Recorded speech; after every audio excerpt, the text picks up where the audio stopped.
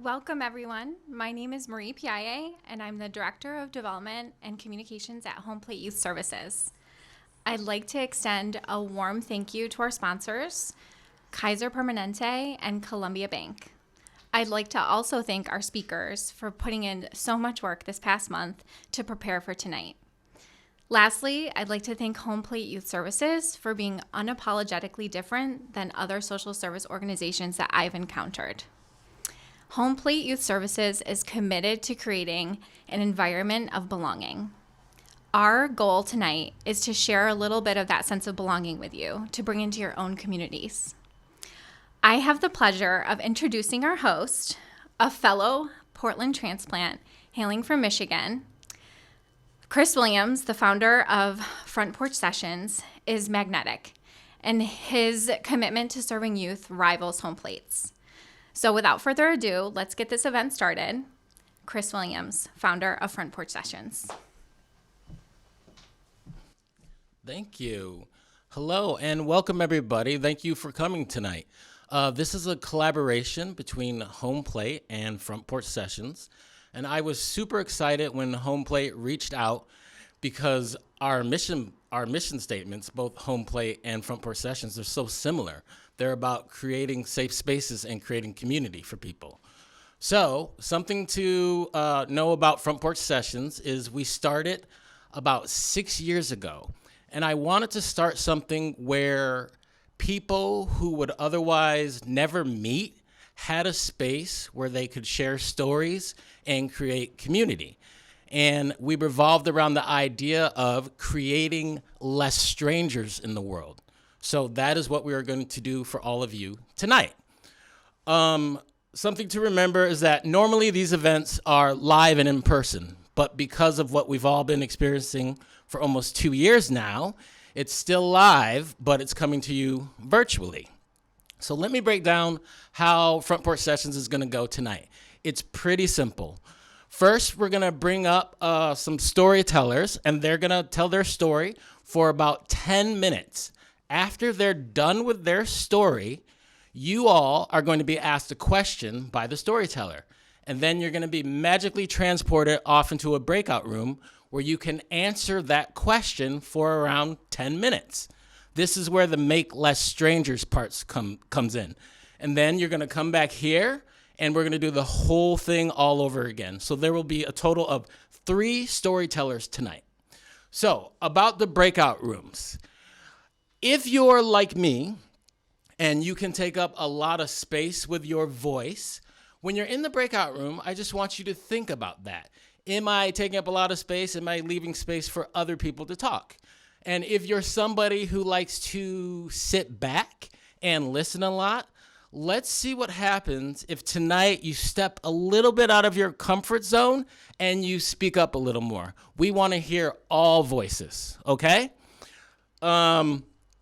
So before I bring up the first storyteller of the night, I think that we should do a practice breakout room. Does that sound good? And tonight's theme, by the way, is confidence. So all of the storytellers created their stories, their true stories, their personal true stories, but they were inspired by the theme of confidence. So for this practice breakout room, it's only going to be 2 minutes. I just want all of you to get used to what a breakout room feels like and looks like. So my question is going to be super simple. For 2 minutes, you all are going to have the opportunity to talk about this question. And my question to all of you is, what is your favorite thing to eat on a cold and rainy night? I'll repeat it again. What's your favorite thing to eat on a cold and rainy night? You have 2 minutes, and I'll see you back here then.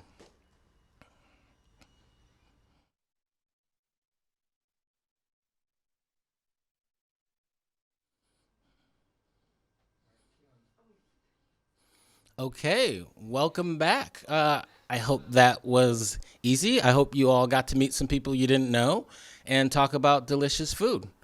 So we're going to get this night started right now. Again, the theme for tonight is confidence. And I'm super excited to bring up the first storyteller. This first storyteller is from Portland. She has 2 cats, and she works at the library. Let's all put our virtual hands together for Maya Spade. Hello. Okay, so I'm going to start my story. It started in 6th grade, which is when I absolutely started to hate school. Like, it was the worst thing ever to just exist. I started skipping. I started to tell my grandma, who I lived with at the time, that I would have late start, which is where you start at a later time in the morning, but you get out at the same time. So I would tell her that, and I would just not go to school, yeah. It wasn't until like 7th or 8th grade that I started to learn some things about my family. I started getting to know who my father was. I didn't know him very much prior to that, and I learned that he was not very much of a good person. He was a drunk, and he also was majorly gang affiliated, so that brought my confidence down on who my father was dramatically, because at the time I wanted to know who he was. My image of him was that he was this fantastic man, but he wasn't. And I started to get bullied for not having my parents, not being around them, and that brought my self-worth down dramatically. It was not fun. And that's when I started to skip more and more. People would ask me why I was skipping, and I just didn't feel like telling them. It was a traumatic experience. In 9th grade, that's when I started doing a lot more. Like, I was going down a hill. It was not fun. In my head, though, it was fun. It was so fun that I didn't care about anything else. In 9th grade, I started to do a lot of drugs and smoke weed and start drinking, and I never knew why people thought this was bad. Like, I knew it was bad, but I didn't understand why, really. I grew up with the family that I had. They did smoke a lot of cigarettes, and they did a lot of drugs, and there was a lot of drinking around me when I was very young. And so I grew up thinking that that was okay. And when my family learned of this, they were angry with me, and I didn't understand why. Because at the time, I had my aunt who would come in and out of the house, and she was doing meth and a lot of other drugs, and they always got mad at her, but they never explained why. So when they were angry with me, it just felt like it was an attack. It didn't feel like they were caring of me. And that also brought my self-worth down dramatically. I was very depressed at this time. I think I felt it in my soul. Like, I was mentally not okay. In the middle of 9th grade, I dropped out of high school. I was over it, Not fun. So that happened, and that's when I started doing a lot more drugs. I was never home.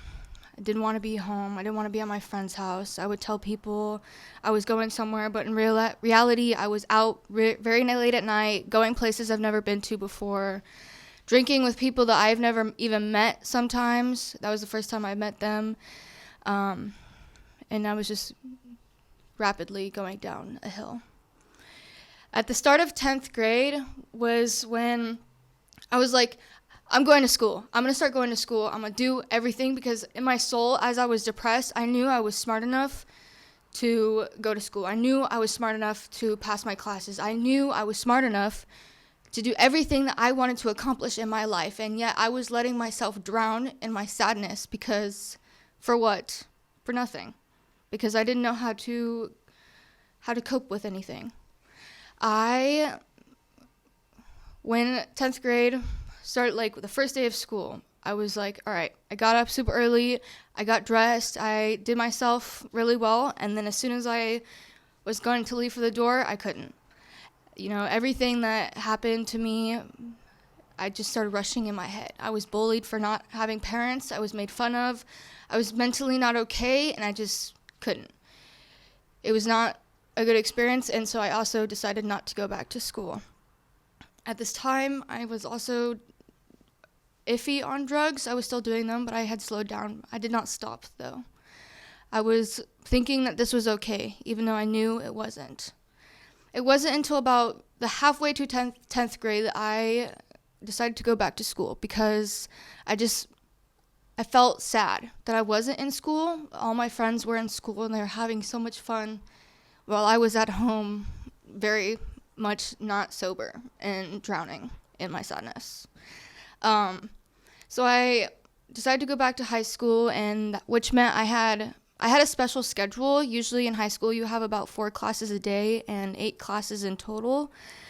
My special schedule was that I had 2 classes a day and 4 classes in total to help me accommodate for all the credits that I had lost. I did okay. I passed my classes with okay grades. They weren't perfect, but I was doing much better. But I was still doing drugs. But the thing is, I did drugs not in school. I was like, you know what? I gotta pull my stuff together. I'm not gonna do them in school anymore because I have to take baby steps. That's how you learn, is by taking baby steps, and that's what I did. So I'd go home from school, I'd get high, I'd do whatever it was that I wanted to do, and then by the end of the night, I'd sleep it off, and then go back to school A-okay.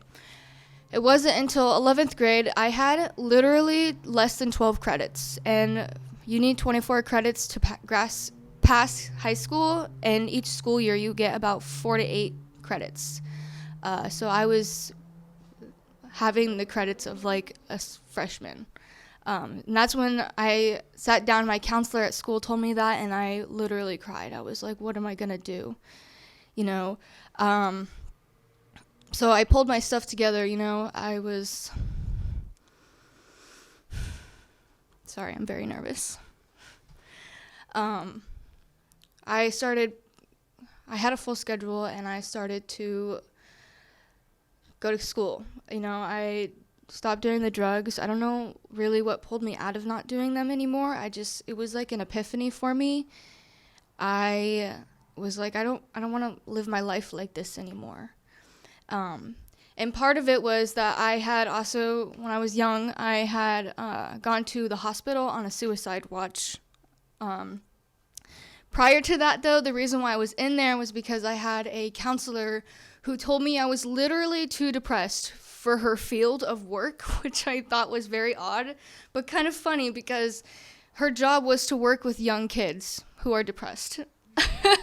So I was like, okay, but that's part of the reason why I decided to not do so much anymore, because I realized while I was in there that why? So 11th grade was my start up to my focus year. I was still skipping here and there. I didn't want to go to classes all the time. I didn't always turn in my homework, but I passed. Not with the A-okay grades, but I had a few C's and D's. But I passed. I was very proud of myself, and at that time I also lost a lot of friends. So I was going through a lot, but I stuck to it.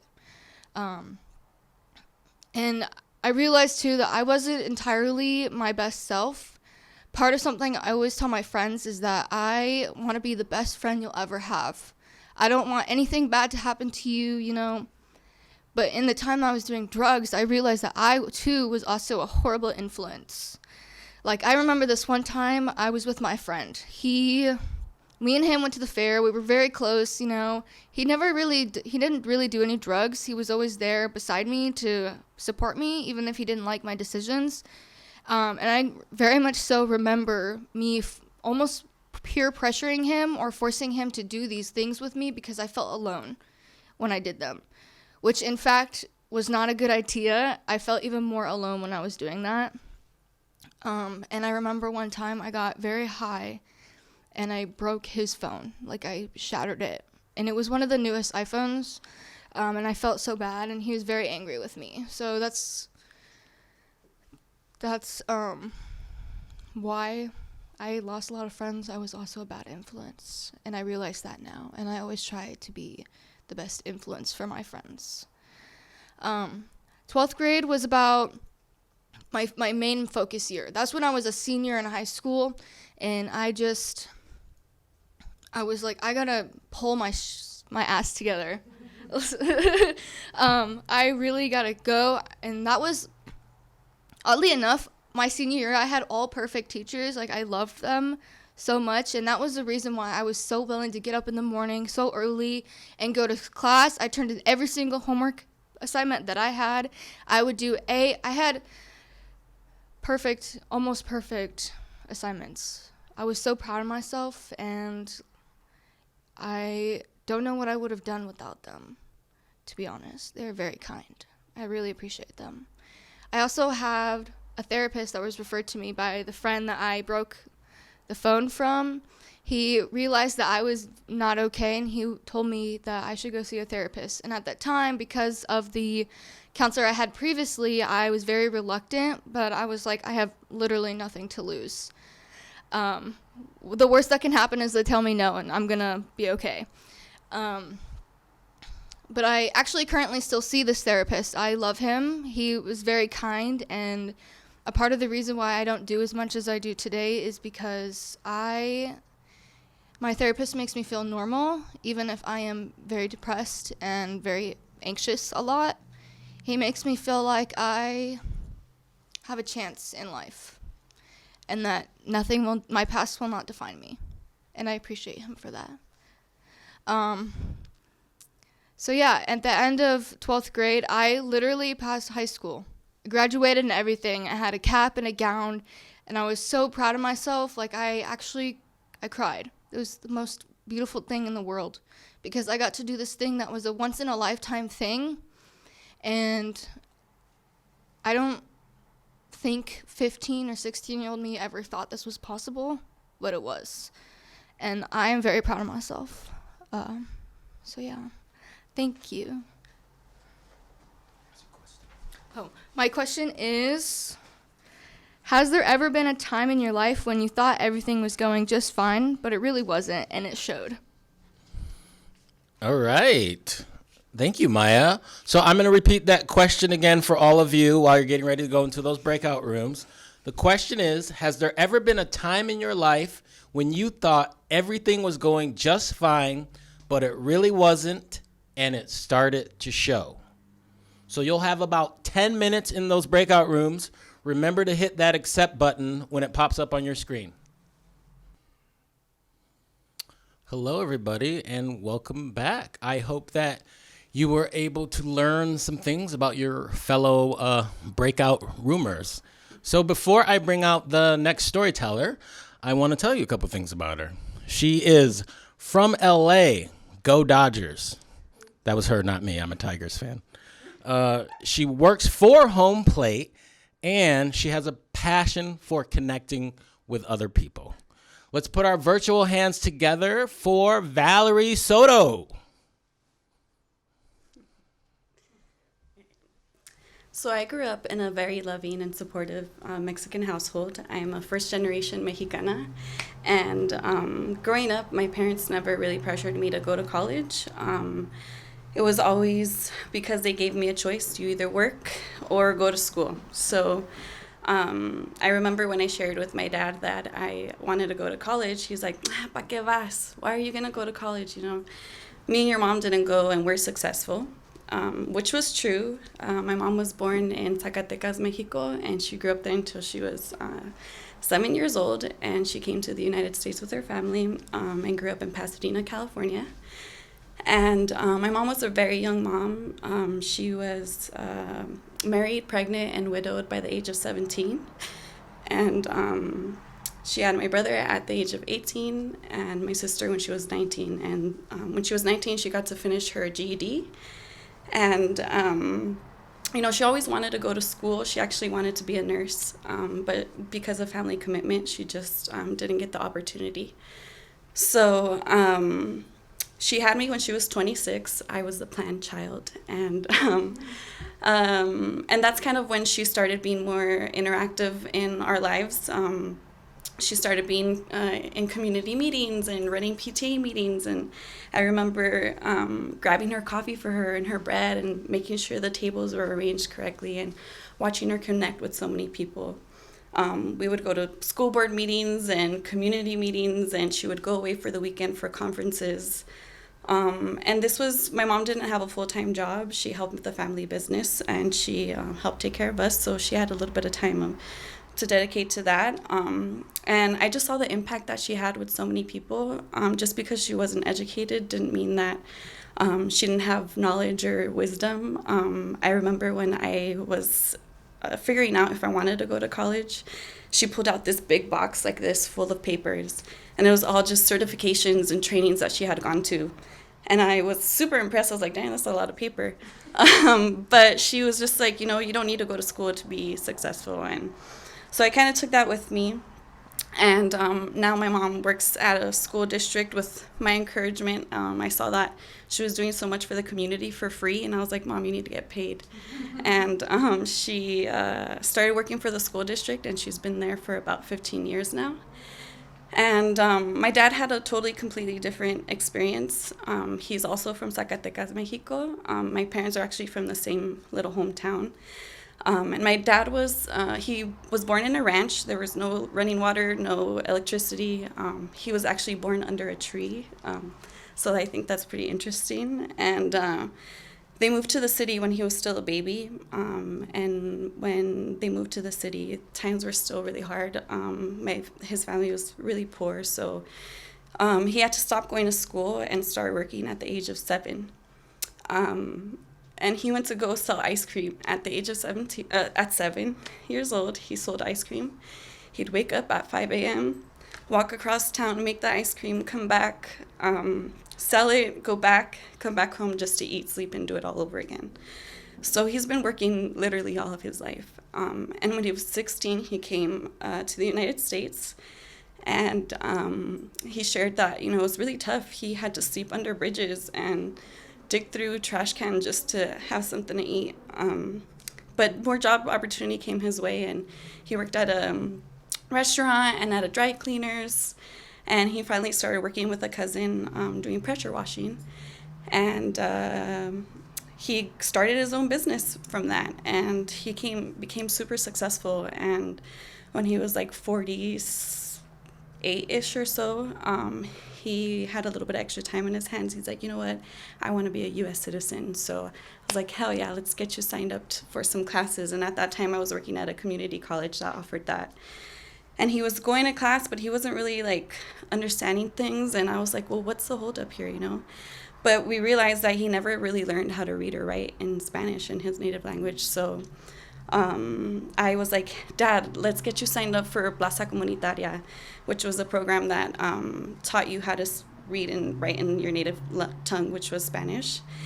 And when he was 48 years old, he graduated from elementary and middle school. And it was such an amazing feeling to see my dad in a cap and gown, already in his 50s, right?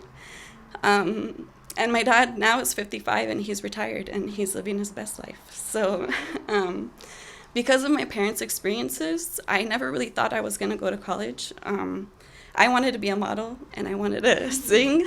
So school was not in my line of work until I went to high school.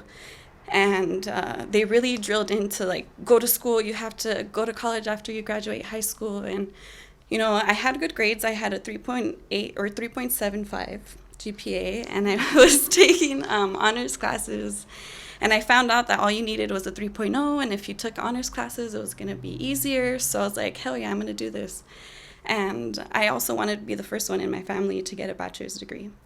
So I ended up going to Cal State Fullerton, and I went to the wrong orientation, and my acceptance was revoked. So that was my first initial relationship with school. It was a toxic relationship because I worked so hard and it was taken away from me. So I went to community college, and that experience was okay. I failed my first class ever, and I actually failed 3 classes. So it was a learning experience, but I was working part-time at the time, so I didn't feel too overwhelmed. And my main goal was to get to university. I wanted to prove that I can do it. So I finally got back into the university. I had to reapply. And I thought that's when my life was just going to change. It was going to be this cool college experience that you see on TV. But in reality, it was the darkest moments of my life. Like, I went through like an identity crisis, kind of. I didn't know why I was there. I didn't know what I was doing. It felt really foreign to me. I couldn't relate to others. Like, I really connect to my Mexican Latina side, and I didn't really see people that were like me. And my mental got so bad that it started physical. I remember I started to lose my hair, my luscious hair. And that was really important to me because when I was younger, that's how people identified me, like, oh, Valerie with the long hair. And I got voted best hair in high school. So really, when I was losing my hair, I felt like I was losing a piece of myself. And I started breaking out really bad. I had like cystic acne, and like that just made it even worse. I didn't want to go to school. I didn't want anybody to see me. And at that time, I was working full time, so 40 hours a week, plus taking 4 to 5 classes. So I was overwhelmed, and I stuck through it because my parents paid for my tuition. So I was like, I can't have them lose all that money, you know. So I stuck through it, and one day I got to school, and I was parked really far away because parking sucked. And it was an evening class. I had just gotten out of work. I was wearing like these checkered Vans and a black pants and like a sweatshirt, and had my earphones on, and I was just upset. I was having a horrible day, and I felt like I was gonna have a panic attack. Like my chest was achy and tight, and I was shaky, and I was just angry, and I was just thinking, like, why are you here? What are you doing here? Like all the questions you can ask yourself when you're in that state of mind. And I'm finally get to class, and I'm like shaking, and I can hear the professor getting started, and I'm slowly like taking out my notebook. And at that moment, I just felt like crying, and I like ran out, but I didn't really run because I didn't want to be dramatic. I like walked out and kind of didn't want anybody to see me. And as soon as I got outside, I called my mom, and I'm like, Mom, I can't do this. I can't. Like, I can't. That was all that could come out of my mouth, was that I couldn't do it. And my mom was like, so calmly, she was like, Mija, then don't. And I was like, what? It was so simple. I didn't have to do it. And with her support, I had the confidence and the courage to just not go to school anymore. And so I got the paperwork to sign up because I had missed the deadline to drop. And I got the paperwork. I got it signed by my first professor. I went to the next professor, and that was actually my favorite one. He was from Knoxville, Tennessee. He had a really thick Southern accent. He had like a black jacket on all the time, and he was just really cool. And I felt like I could relate to him, and he made my college experience a little bit better. So I walk into his office hours, and he already saw the look on my face, and I saw his look like all worried. And I just started bawling, like crying, and I was like, I need you to sign this paper. And he's like, you know, like, why do you want to stop? You're my best student, and I know you can do it. And I was just like, I know that I can, but I don't want to. And he was like, you know what? I know you will, and at this point, you need to make the decision of whatever's going to make you happy and healthy. And I took that to grain, and I've taken it my whole life now, whatever's going to make me happy and healthy. So I dropped out. And it was towards the end of the semester, so I only had like 2 months break before the next one. And I had to go back and because if I didn't, I would get my acceptance revoked. So I had to like reapply, and I didn't want to do that. So next semester, I go, and again, guess what? I dropped out again the second time. I couldn't do it, and I didn't want to be there. And I took a lot to tell my parents again that I wanted to quit again after they had paid again. So that financial loss was what was keeping me back, not the actual like going to college part. But after I dropped out for the second time, I took 3 years off to really discover who I am and what I liked. I started going to therapy, and I started seeing a life coach, and then I started becoming a life coach. I took certification, and that's where I realized my passion for helping others and just being a tool of success. And yeah, now 3 years later, I re-enrolled, and I went back to Cal State Long Beach, and that's where I did have the experience that I was anticipating, and I just graduated May 2021. So I'm happy to say that I am a college dropout, and a college graduate. So thank you. Oh yeah, my question, my bad. So my question for you is, how has being confident in a decision resulted in something good or positive? All right. Thank you, Valerie. So I'm just going to repeat your question again so everyone can hear it. Valerie's question to all of you is, how has being confident in your choices resulted in something good or positive? So you're going to have 10 minutes to discuss, and remember to hit that accept button again when it pops up on your screen. Thank you. Hi, everybody. Welcome back from your breakout rooms. We're glad to have you here still. So we have come to our last storyteller of the night. Before I bring her on, I want to tell you a couple things about them. They're from Indiana. They have 60, that's 60, first cousins. And they love to sing. Put your virtual hands together for Jackie Myers. Hello. As Chris said, I am from Indiana, born and raised. I have lived there my entire life. Same town, same house. Up until August, I had never gone farther west than Milwaukee, Wisconsin. So even when I went to college, I was only about an hour away from home. I am, to my core, a Midwesterner. My roommates make fun of me all the time every time I see mountains because I'm like, what is this? Is this something I've never seen before? All I'm used to is corn for miles and miles and miles. But like I said, I went to school only about an hour away from my house. And I went to Purdue University, boiler up. My mom and dad would visit me all the time at school. My dad would come up on random weekdays when he was working in the nearby town and sneak me out of class to take me out to lunch. And my mom would come up all the time too. She even came up like twice in 1 month just to help me comb out my hair when my dorm room had a lice outbreak. And this was when my hair was literally to my hip. So it was quite a task. Yeah, my family has always been there for me, and I never thought I would live farther than an hour away from them.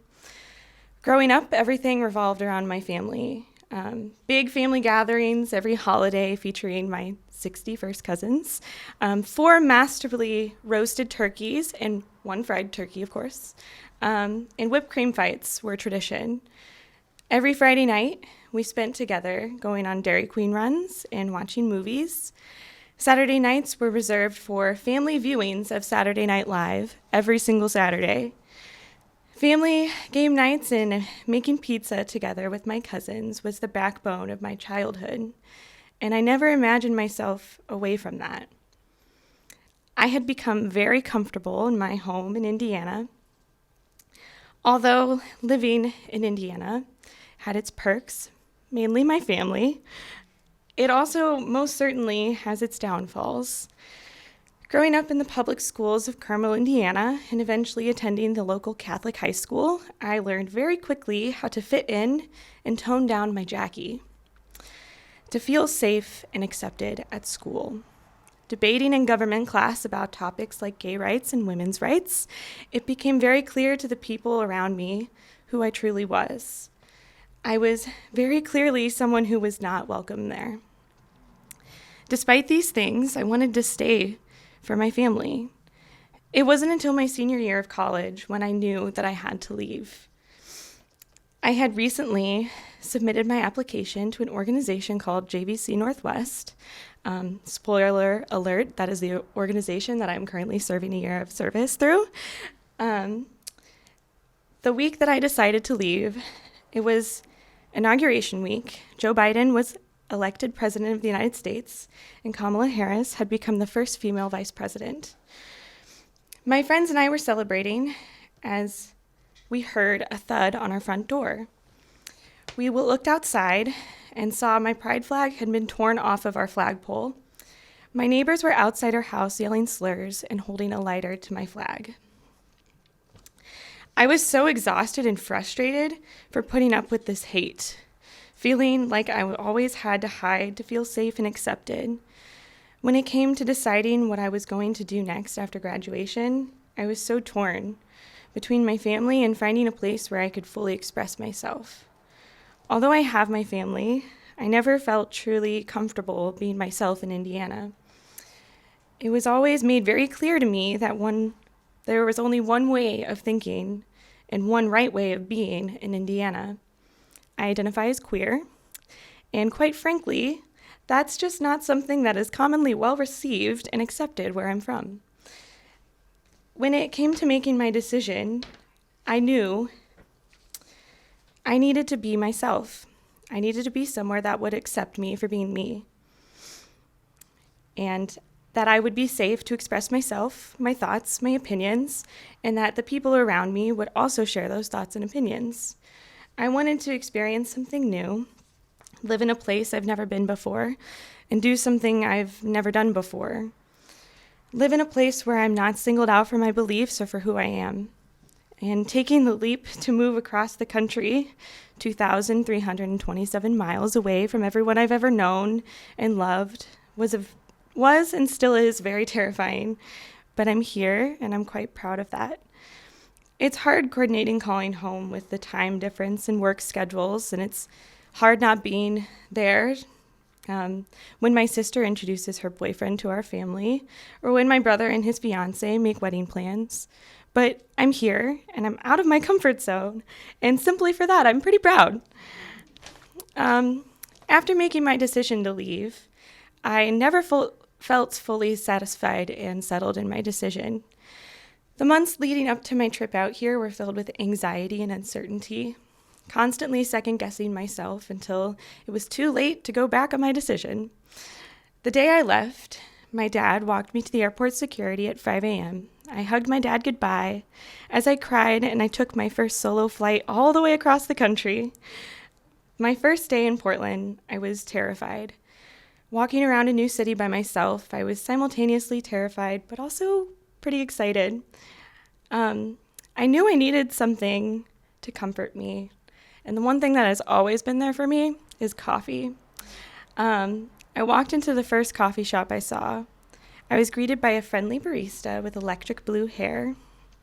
They looked at me and said, "Hello, welcome to the Fresh Pot. My name is Maddie. I use they, she pronouns. What can I get for you today?"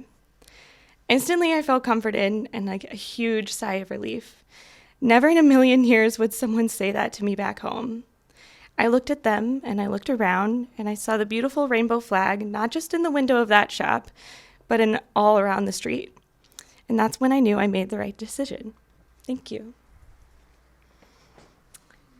So my question is, what's a time in your life when you knew you had to make a change, even though you were scared? All right. Thank you, Jackie. So I'm going to repeat that question one last time. What's a time in your life when you knew you had to make a change even though you were scared? Breakout rooms are going to be a little bit shorter this time around, so make sure you hit that accept button when it pops up on your screen, and we'll see you back here in around 6 minutes or so. Okay, welcome back, everybody. We did it. We're at the end of the night. We had 3 amazing storytellers. I want to thank them so much for being vulnerable and sharing their amazing stories with us. Thank you, Maya. Thank you, Valerie. Thank you, Jackie. But we're not quite done yet. I want to bring up one more person to close us out, and that is the executive director of HomePlate. Let's put our virtual hands together one more time for Bridget Calfee.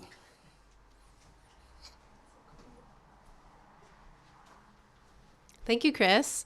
Yes, thank you for tuning in. I just want to take this moment to thank you, close out the night. I really want to thank our sponsors again, Kaiser Permanente and Columbia Bank, for making this event happen.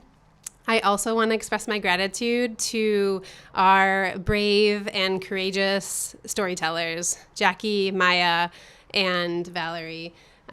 If we were in person live right now, I would pause so they could hear your applause, but hopefully I'll trust that you're doing it from your couches. And I also want to thank Chris. Chris is magic with bringing people together for storytelling, so thank you for that, Chris. For many of us, during times like these, our communities bring us connection and belonging. They also bring us strength and resilience. This year has been filled with complexities that challenge our sense of community and resilience. There have been triumphs and tragedies, moments of pain and joy, and feelings of despair and hope. HomePlate is no exception. Due to the pandemic and other resources being closed, HomePlate has served as a lifeline for youth experiencing homelessness to access crucial resources and relationships. HomePlate is an important community to me and over 2,500 students experiencing houselessness in Washington County. Without people like you, HomePlate donors, volunteers, staff, community partners, and youth, we wouldn't have experienced such growth, change, and success this year. With the help of our wonderful network of supporters, we have continued to provide meals, showers, laundry facilities, and most importantly, spaces where youth can create community and develop trusting and positive relationships. HomePlate's role is to create that environment of a sharing community for youth, and COVID has impacted our ability to do that, but it hasn't stopped us. Not only during COVID are we still serving youth, in fact, we have taken this moment to build for our future so that we can return to an environment of relational modeling to serve more youth. Your generosity has supported a historic moment for youth in Washington County through the purchase and renovation of a dedicated space with room to grow. With our new 6,000 square foot campus, we will be able to offer our youth dedicated spaces for a computer lab, quiet space, community space, gardening, and so much more. HomePlate services are needed now more than ever. Beaverton has had the highest number of students experiencing homelessness in the state of Oregon for the 6th year in a row. I know we are all up for the challenge. I welcome you to please visit our newly rebranded website to learn more about the capital campaign and join us in crossing over the finish line. We have less than $1 million left to raise to complete our goal for renovations and program expansion. Thank you again for spending your evening with us, and we wish you a great night, and we'll sign off from here. So thanks again.